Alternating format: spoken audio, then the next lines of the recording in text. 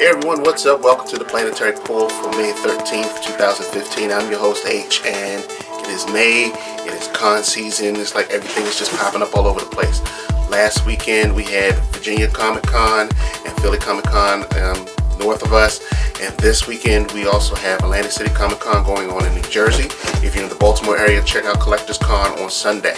Within the next couple of weeks, you also have Awesome Con, which looks like it's going to live up to its namesake. There's so many exciting things to do, so many people to see. George Takei is going to be there. William Shatner is going to be there. We're going to have guests from Doctor Who, Lord of the Rings, you name it, you have it. Make sure you check it all out. But let's get into some comic books this week because a lot of good stuff dropped. And of course, if some of you all have been following, we finally know who's under Thor's helmet, but we'll get to that in a moment. First up, we're going to have Injustice Year 4, number 1. And it starts off where it seems like the Olympian gods are about to get into the game. Superman is busy looking for Batman. Batman is hiding out wherever he is. And it looks like everyone is starting to realize what kind of toll this insurgency is starting to take. And it's starting to take a little bit out of everyone. So, good start to this issue. And also we get to see an unlikely character step up to bat to challenge Superman at the very end. Who is it? Don't want to tell you. Catch the last page. Injustice number 1. Next up is Darth Vader number 5. All I can say about this book is it seems like the more we get to see Vader stretch himself out, just when Vader starts to seem like he's getting in there, the Emperor kind of pulls him back to remind him who's the boss. Very good issue. You get to see Vader go into a secret base with his army. We get some nice banter with his droids BT and 000. I thought it was pretty funny.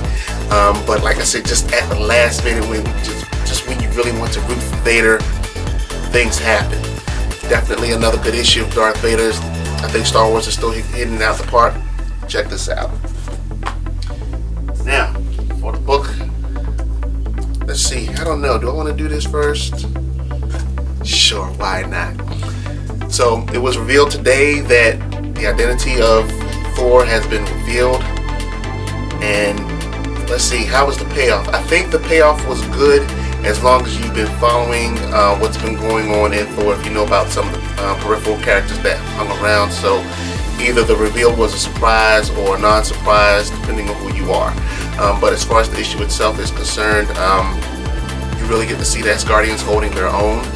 They go up against the Destroyer, and it really looks like Odin has pretty much stepped in it. So definitely check this out. This book might be a keeper, even if for no more than finding out who that person is.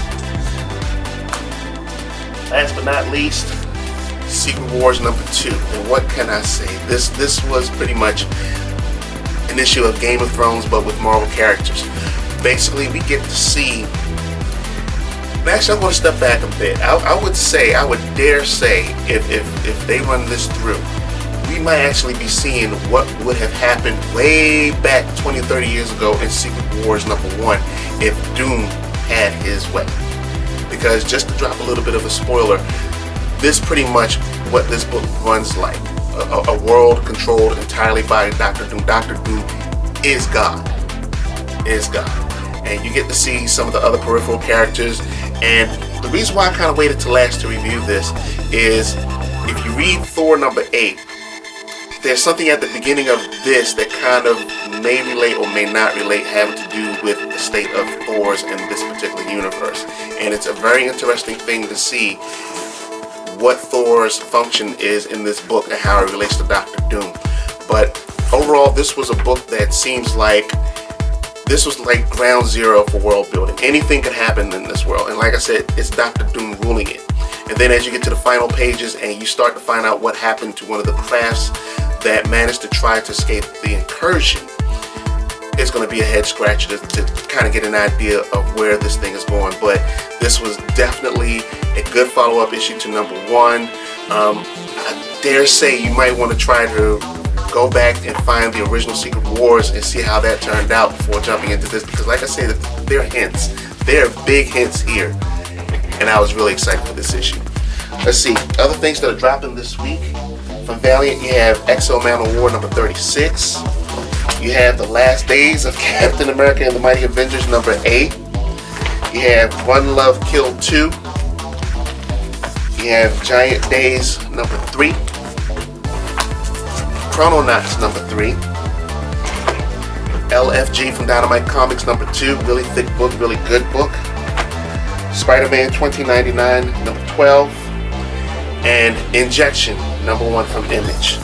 So please, don't forget to check Big Planet out at bigplanet.com on the web. Check them out on Facebook, follow them on Twitter. You can also follow my site at popcultureuncovered.com. Follow us on Twitter at PCUncovered. And don't forget to check us out on Facebook. And before I go, the person underneath the helmet is